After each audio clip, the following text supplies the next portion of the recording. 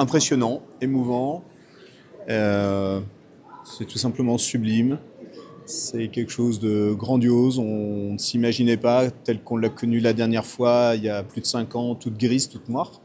Et là, elle est rayonnante. Elle donne l'envie de se poser, de se recueillir. Voilà, on se sent bien et c'est très chaleureux. La première messe accessible au grand public sur réservation depuis la réouverture de Notre-Dame a été célébrée dimanche soir, l'occasion pour les fidèles et visiteurs de redécouvrir la cathédrale. Ça m'a fait beaucoup de peine en 2019 pendant l'incendie. Je suis heureuse d'être là. C'est très fort, c'était la première église que je fréquentais quand je suis arrivée pour vivre ici.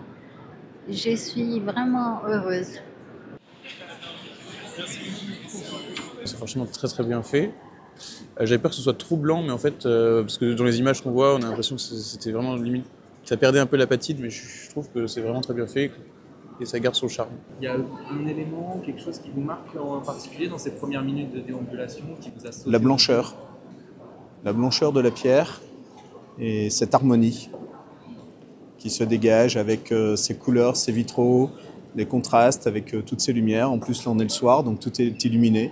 Donc c'est vraiment grandiose. De la lumière, beaucoup de lumière.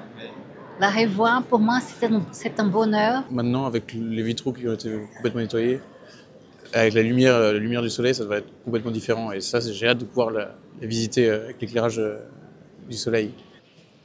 Plusieurs temps forts vont encore marquer la réouverture de Notre-Dame dans les prochains jours ou prochaines semaines, à commencer par le retour de la Sainte Couronne le 13 décembre.